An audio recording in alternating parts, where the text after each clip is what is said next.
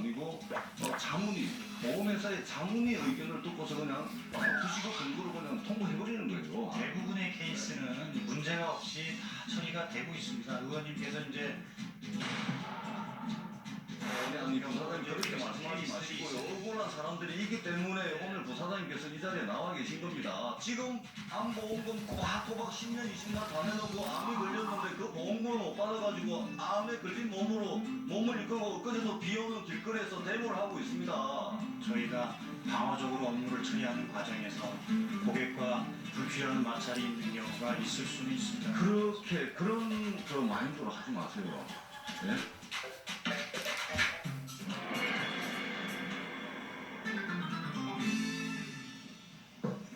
예, 안보험이라 그러면 이게 먼 일 같이 생각이 되는 경우도 있지만 저희들도 아까 들어오기 전에 이렇게 안보험 드신 분들 손 한번 들어보라 그러니까 저희 제작진 중에도 꽤 많더라고요. 그러니까 우리나라 국민 10명 중에 한 4명 정도가 지금 통계상으로 가입이 되어 있다고 해요. 그러니까 수치상으로 뭐 대충 이렇게 보면 한 2천만 명 정도는 이제 안보험에 가입해 있다는 얘기인데요.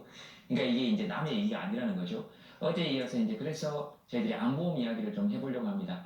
방금 그 영상을 보셨듯이 10월 국감에서 이제 암보험의 문제를 지적했던 전재수 의원님 모시고 그 일부 이제 암보험 회사 이야기이기도 합니다. 자세한 이야기를 좀 들어보겠습니다. 네, 어서 오십시오. 반갑습니다. 의원님 늦게 나와주셔가지고 뭐 고맙다는 말씀 드리지 않겠습니다. 나오셔야죠. 뭐 이렇게 늦게까지 일 좀 하셔야죠.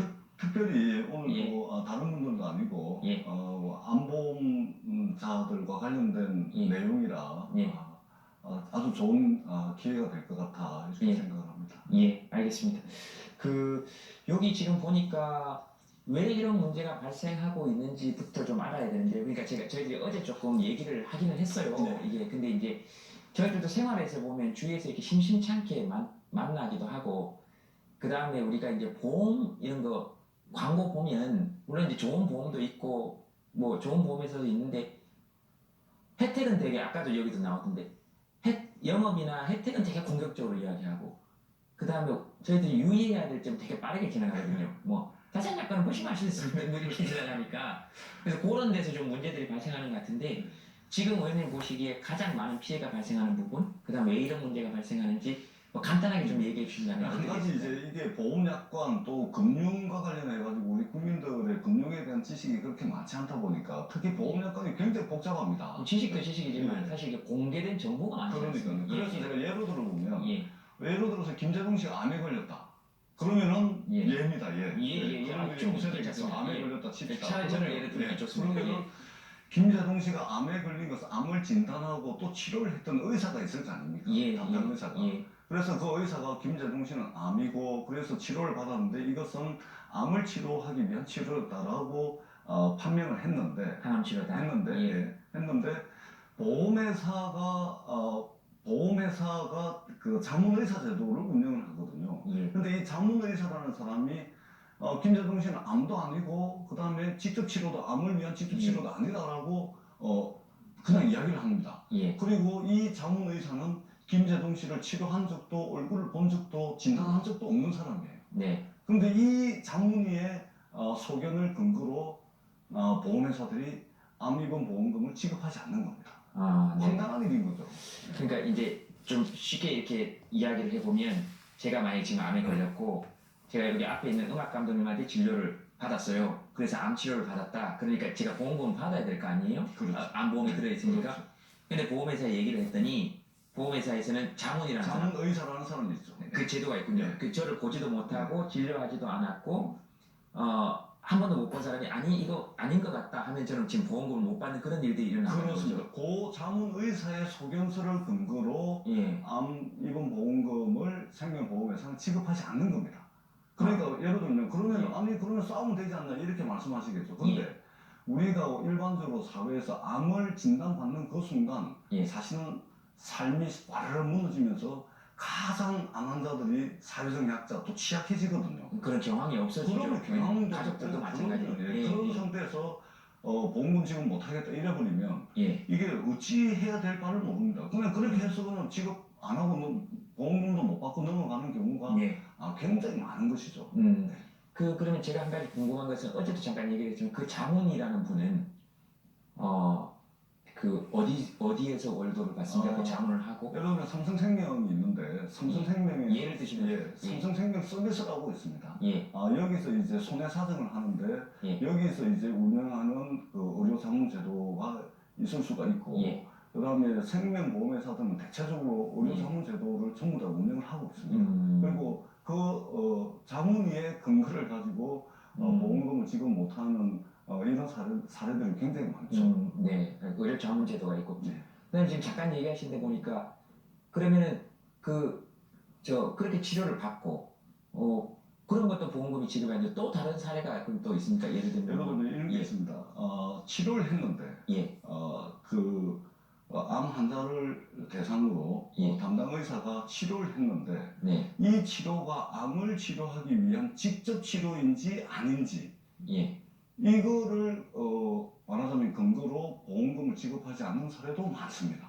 근데 예, 이게 직접 치료인지 직접 치료가 아닌지는 네, 이미 그 암 보험 상품을 판매를 할 때 예, 보험 설계사가 이것은 직접 치료고 저것은 직접 치료가 아니고 어디까지가 직접 치료고 이것이 약관에 정의가 되어 있지도 않고 네, 그래서 해석하기 나름입니다. 네, 네, 그래서 이미 2010년도에 국민권익위원회에서 예, 직접 치료 중에 이 직접이라는 것이 굉장히 애매모호하기 때문에 네. 이것을 삭제하는 것이 맞다라고 금융감독원에 공고를 합니다. 예, 그리고 한국소비자원이 2013년도에 예. 마찬가지로 이 해석상에 모호함이 있기 때문에 암보험 예방주의보까지 발령을 하면서 금융감독원에 그것을 공고를 하거든요. 예. 근데 금융감독원이 전혀 듣지를 않죠.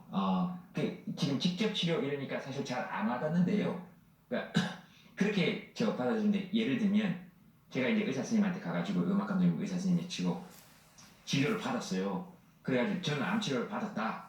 그러니까 직접 이제 암에 관련된 직접적인 치료를 받았다. 근데 보험회사에 얘기를 했더니 아니 그건 약관상 암에 관련된 직접 치료라고 볼 수 없다 이렇게 그런 하는 겁니다. 거죠. 그런 거죠. 그런 겁니다. 근데 실제 그러니까 직접 간접 치료를 보는 그럼요. 거예요. 실제 이제 보험 예. 보험 분쟁을 중재하고 조정하는 금융감독원도 예, 의사들이 아니지 않습니까? 의료기관도 아니지 않습니까? 예. 근데 금융감독원이 판단을 막 하는 겁니다. 그다음에 의사라 할지라도 예. 이것이 직접 치료인지 그다음에 직접 치료의 범위가 어디까지인지 예. 정의를 내리기가 그 경계선이 불분명합니다. 예. 그럼 그걸 누가 좀 정해줘야 그래서 금융감독원의 역할이 중요한 거죠. 예. 그래서 이 암 환자들을 보면 이제 사례가 굉장히 다양하기 때문에 예. 이것을 케이스로 쪼개가지고 금융감독원이 중재하고 조정할 수가 없습니다.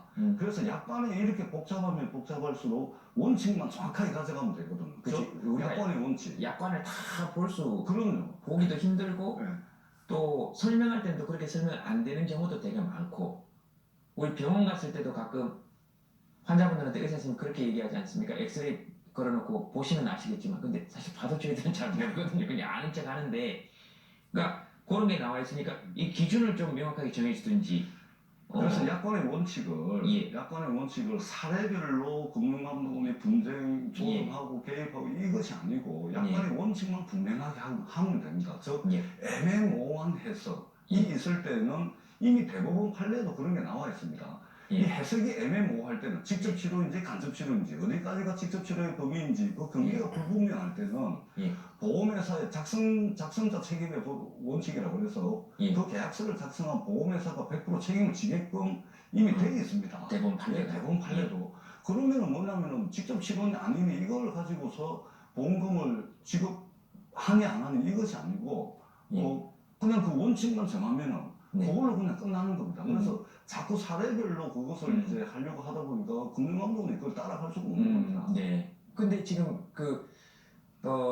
제가 의원님 자료하고 이런 걸 보니까 2014년에 직접 그 치료라는 게 명문화됐던데요. 보니까 2014년에 그러니까 이게 약관에 추가가 됐던데요. 약관에.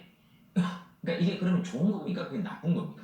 금융 소비자들, 특히 보험 가입자들 입장에서는 이 재앙과도 같은 그런 결정이 있습니다. 저는 지금도 2014년도 4월 1일 날 금융감독원이 그 보험회사들 대상으로 그 직접 치료라는 부분을 이제 정확하게 암 명칭을 명확하게 한다는 명목으로 공고를 했습니다.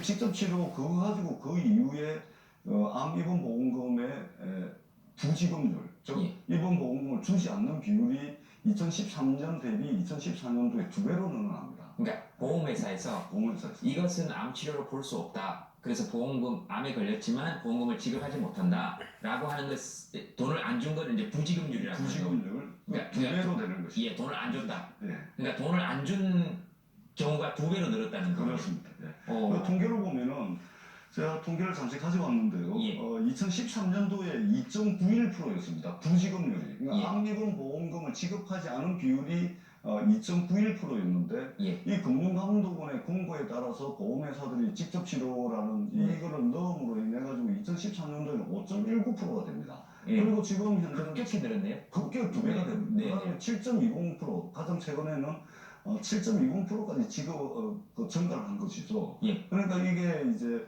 암보험 가입자들에게는 거의 제한적 수준의 금융감독원의 결정이었다. 이렇게밖에 볼 수가 없는 것이죠. 그러면 금융감독원이 대법원 판례도 그렇고 이 금감원이 정부기관이 아니죠? 이게 준정부기관으로 봐야 됩니까? 정부기관입니까? 법적으로는 정부기관은 아닙니다. 그런데 법적으로는 정부기관이 아니라 할지라도 그 수행하는 역할이 공공의 이익에 당연히. 공공의 이익에 기여하는 역할을 하기 때문에 정부 그러니까 방관방민이라고 저희들이 이야기를 하죠. 예, 그러니까 준정부기관. 예, 준정부기관이면 어찌 됐든지 간에 이게 보험회사가 돈을 내서 설립한 자회사가 아니라면 네. 물론 지금 다 그런 기능을 수행한 게 아니지만 어쨌든 사람들 편에 서야 되는 거죠. 그죠? 당연히 그래야 되는 거죠. 근데 만약에 그렇게 지급 안 하는 비중이 늘었다면 이게 그냥 금감원의 책임이라고만 할 수 있습니까? 이게 제가 볼 때는 금융감독원이 예. 책임을 방기했고 예. 그다음에 약관상 분명히 해석이 애매모호할 수 있는 부분을 제대로 좀 고치고 바로잡았어야 예. 되는데 방치한 책임이 있다. 저는 그렇게 생각합니다. 더 중요한 것은 예, 같은 국가기관인 2010년도에 국민권익위원회가 분명히 이 삭제하라고 공고를 했고 2013년에 한국소비자원도 금융감독원에 그런 공고를 했습니다. 예. 그럼에도 불구하고 완전히 이 공고 사항과는 완전히 반대되는 그런 결정을 해가지고 부지급률을 2배로 만들어버리고 이렇게 한 결과가 지급이 나온 거죠. 안 되는 비율이 그러니까 이제 그 보험금을 내놓고 그 보험을 그 보험 자기가 꼬박꼬박 낸 보험금에서 혜택받지 못하는 피해자들이 그만큼 늘었다는 거잖아요. 그렇습니다. 그러니까 이 문제를 짚어야 지금 국민 10명 중에 4명 정도가 가입되는 그러면 진짜 엄청난 숫자거든요. 이분들한테도 다 요걸 찍고 넘어가 혜택이 될 거니까 그러면은 일부 암보험사들은 그런 걸 통해서 부지급률이 제가 잘 모르는 제가 생각해도 돈을 내준 비율이 적었으면 돈을 엄청나게 좀 벌었겠네요. 그렇습니다. 그래서 제가 지금 통계를 보니까요. 예, 이게 2014년도에 금융감독원이 이제 공고를 하고 난 뒤에 생명보험회사들이 약관을 다 예. 바꿉니다. 예. 그러고 난 뒤에 보니까 저희가 암보험 영업이익이 1년 사이에 예. 1조 원이 늘었습니다. 음, 근데요, 예, 우리나라 암보험 시장이라는 것은 계속해서 성장하는 시장이 아닙니다. 예, 정체되어 있는 성장이 정체되어 있는 시장이죠. 예. 그런 측면에서 본다면 1년 사이에 암보험 영업이익이 1조 원을 상회했다 하는 것은 굉장히 경이롭고 또 기적적인 일이 아닐 수가 없는 겁니다. 그러니까 2014년에 그 약관 변경, 그러니까 직접 치료라는 걸 넣음으로써 그렇게 됐다라는 좀 추정을 하시는 거군요. 그리고 실제 직접 치료를 약관에 넣음으로 인해 가지고 부지급률이 배가 되고 그러니 당연히 암보험 영업이익이 훨씬 많아지겠죠. 그것이 1조 원 가까이. 그럼 건강은 그걸 왜 넣어줬습니까? 건강원은 네, 그 암보험 상품의 명칭을 명확하게 하겠다라는 취지로 그렇게 했는데 예, 근데 제가 볼 때는 악용됐다. 상품 명칭을 명확하게 하겠다라는 것으로서 공고를 했는데 그 예. 말하자면 소비자들, 금융 소비자들이 그 권익을 보호하겠다는 측면이었는데 근데 예. 제가 볼 때는 보험회사들의 오래된 수건, 네, 오래된 민원을 네. 오히려 금융감독원이 해결해 준 게 아닌가. 그렇게 해서 부지급률이 2배가 되고 영업이익이 1조 원을 상회하는 그런 결과가 나오지 않았나. 예를 들면 박근혜 정부 시절인 2014년도이기 때문에 재판거래 의혹이라든지 이것이 사실로 밝혀지고 있는 거 아닙니까? 이거는 제가 이제 물증을 가지고 있지 않기 때문에 조심스럽게 드리는 말씀이긴 하지만 또 보험회사들의 오래된 수건을 박근혜 정부가 해결해 준 게 아닌가 이런 의혹을 지울 수가 없습니다. 예. 예, 그 뭐 추정이니까 어쨌든 들었고 그 제일 중요한 건 이제 암 환자분들이 어떻게 앞으로 이제 낸 보험금만큼 잘 혜택을 받는 거냐인데 어떻게 좀 진행이 돼야 하고 어떻게 좀 일을 하실 생각이십니까? 그래서 금융감독원이 그동안 이 문제를 방치를 해왔습니다. 예. 그래서 금융감독원에서 그나마 뒤늦게 이제 약관 개선안을 얼마 전에 발표를 했습니다. 그런데 이 약관 개선안만 가지고 지금 계속해서 늘어나고 있는 암보험 관련한 보험 분쟁을 원천적으로 막을 수가 없습니다. 예. 그래서 금융감독원은 문제가 이렇게 복잡할수록 약관의 원칙만 명확하게 네. 예, 그래서 직접 치료니 암이니 암이 아니니 이런 식으로 애매모호하게 해석할 수 있는 약관의 원칙을 정확하게 금융감독원이 잡아준다면 이렇게 정말로 도움을 받아야 될 암 환자들에게 생명보험회사들이 제대로 된 역할을 할 수 있을 거다 이렇게 생각을 합니다. 그 보험사는 뭐라 그러십니까? 보험사는 자기네들이 이제 부지급률이 2배가 되고 예. 영업이익이 1조가 넘는 것은 요양병원이 많이 생겼기 때문에 예. 그리고 이 요양병원에서는 과잉 진료도 하고 불필요한 진료를 많이 했기 때문에 네. 부지급률이 높아진 거다 이렇게 이야기를 하고 있습니다. 예. 근데 맞지가 않습니다. 왜냐하면 부지급률이 2배가 되는 그 시점에 대한민국에 존재하는 요양병원 숫자는 오히려 줄었습니다. 그러니까 설명이 앞뒤가 맞지 않는 겁니다. 뿐만 아니라 설사 저희들이 백발양보를 하더라도 약관에서 정의를 하고 있는 요양병원은 의료법상 의료기관이기 때문에 네. 부지급할 수 있는 근거가 되지는 못하는 겁니다. 그렇기 때문에 예. 보험회사들의 설명은 굉장히 취약하고 논리적으로 예. 맞지 않다. 이 다 싹 다 종합해 보면 이제 의원님 이야기 종합해 보고 다 종합해 보면 어쨌든 낸 보험금만큼 그 다음에 약관을 좀 명확하게 해서 진짜 힘든 일을 당했을 때 말 그대로 일부 보험사긴 하지만 뭐 또 보험 혜택을 보는 분들도 많으니까 제대로 된 혜택을 볼 수 있도록 해야 된다. 지금 결국은 그거죠. 네, 그렇습니다. 예, 알겠습니다. 이게 끝으로 하시고 싶은 말씀이 뭐 꼭 있으십니까? 예, 전국에 이 암환자분들이 많습니다. 예. 그리고 나중에 이제 암이 걸렸을 때 정말로 이 막대한 경제적 비용 부담을 들기 위해서 건강할 때 짧게는 10년, 길게는 20년 동안 암보험료를 낸 분들입니다. 예. 근데 절대적으로 도움이 필요한 시점에 이렇게 보험회사들이 자기들이 상품을 판매를 할 때는 마치 힘이 되어줄 것 같고 마치 도움이 되어줄 것처럼 그렇게 보험 상품을 팔아놓고 예. 절박한 시점에 보험금을 지급하지 않는다는 것은 있을 수 없는 일입니다. 일부 보험회사들의 얘기는 특히 예. 암을 진단받는 순간 이분들은 직장도 그만둬야 되고 네. 그다음에 친구로부터도 고립되고 가족들에게는 죄인 아닌 죄인이 돼 있는 상태에서 그야말로 삶이 무너져 있는 상태거든요. 그리고 이분들을 대상으로 암보험금 반환 청구 소송을 한다든지 이러면은 네. 정말로 큰 문제라고 저는 생각을 합니다. 알겠습니다. 그 문제 좀 잘 봐주시고 그분들한테 좀 힘이 돼주시면 예, 좋겠습니다. 끝까지 살펴보도록 하겠습니다. 예, 이 방송 보시는 분들도 마찬가지로 또 그분들한테도 얘기를 또 힘이 많이 돼주셨으면 좋겠고 는 시간 나와주셔서 진짜 네, 고맙습니다. 고맙습니다. 예, 잘 들었습니다. 예.